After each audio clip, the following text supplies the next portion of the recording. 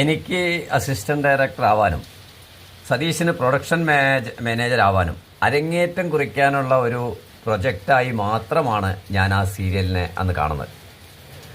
ഞങ്ങളുടെ ഒരു വിധിയാണത്. അല്ലെങ്കിൽ എന്താ ഞാനിപ്പോൾ പറഞ്ഞു വരുന്നത്, ഒരു സീരിയലോ സിനിമയോ നിർമ്മിക്കാൻ പോകുന്ന ഒരു നിർമ്മാതാവിന് പറ്റുന്ന അബദ്ധങ്ങളുടെ നീണ്ട കഥകൾ നമ്മുടെ സിനിമാ മേഖലയിലുണ്ട്.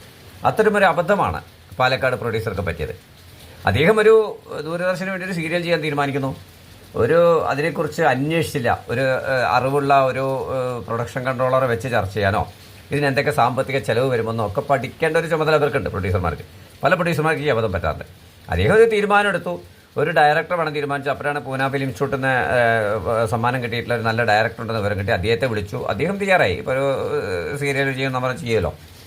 എന്നിട്ട് നോക്കുമ്പോൾ ഇതിന് പിന്നീട് വരുന്ന കുറേ എക്സ്പെൻസസ് ഉണ്ടല്ലോ. അപ്പോൾ ആർട്ട് ഡയറക്ടർ വയ്ക്കണം, ആർട്ട് പ്രോപ്പർട്ടി വാങ്ങണം, കോസ്റ്റ്യൂംസ് വാങ്ങണം, കോസ്റ്റ്യൂമർ വെക്കണം, മേക്കപ്പ് മാൻ വേണം. ഇത് കഴിഞ്ഞ് ലൊക്കേഷൻ കണ്ടെത്തുമ്പോൾ അതിൻ്റെ ചിലവുകളുണ്ട്, റൂമിൽ താമസിക്കണം, ഫുഡ് കൊടുക്കണം എല്ലാവർക്കും. ഇത് അങ്ങനെ ഒരുപാട് ചിലവുകളുണ്ട് ഒരു സീരിയലായാലും.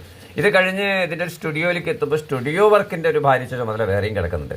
ഇതൊന്നും അറിയാതെ ഒരു സുപ്രഭാതത്തിൽ ഞാനും സീരിയൽ ചെയ്യുന്നു പറഞ്ഞിട്ട് ഇറങ്ങി പുറപ്പെട്ട് അതിൻ്റെ ഒരു കണക്ക് എഴുതി കൂട്ടി വരാവുന്ന ചിലവ് പറഞ്ഞു കൊടുക്കുന്ന ഒരു കൺട്രോളർ പോലും ഇല്ലാതെ എഴുതി കൂട്ടി.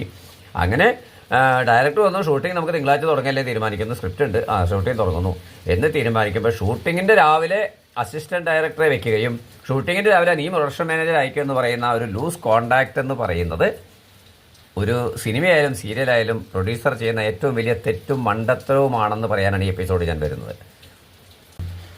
പാലക്കാട് സംഭവിച്ചത് മറ്റൊന്നല്ല. ഷൂട്ടിംഗ് തുടങ്ങി 4ാമത്തെ ദിവസമായപ്പോഴേക്ക് പൈസ തീർന്നു. പ്രൊഡ്യൂസർ അങ്ങനെ വലിയ പ്രൊഡ്യൂസറല്ല, അധികം ഒരു ആഗ്രഹം കൊണ്ട് ചെയ്തതാണ്.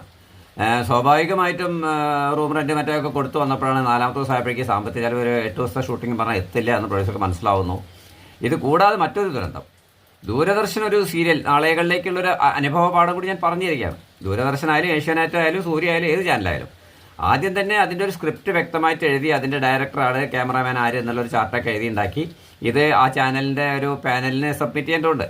എന്നിട്ട് അവരത് കണ്ട് വിലയിരുത്തി ഇത് ആദ്യത്തെ ഒരു 4 എപ്പിസോഡിൻ്റെ പൈലറ്റ് എടുത്ത് വരൂ എന്ന് പറയുമ്പോൾ ആ പൈലറ്റ് ഇതിൻ്റെ പ്രൊഡ്യൂസർ കാശ് മുടക്കി എടുത്ത് അവിടെ കൊണ്ടുപോയി കൊടുത്ത് ആ പാനൽ അതിൻ്റെ ഷൂട്ടിങ്ങും അതിൻ്റെ ഡയറക്ഷനും അതിൻ്റെ കാര്യങ്ങളും ആർട്ടിസ്റ്റൊക്കെ അംഗീകരിച്ചിട്ട് ഇത് അംഗീകരിച്ചു എന്ന് പറയുമ്പോഴേ ഇതിന് നമുക്ക് ചാനലിൽ ടെലികാസ്റ്റ് ചെയ്യാനുള്ള അനുവാദം വന്നുള്ളൂ. അതിനുശേഷമാണ് ഇതിൻ്റെ യഥാർത്ഥ ഷൂട്ടിങ്ങും കാര്യങ്ങളൊക്കെ മുന്നോട്ട് പോകുന്നത്.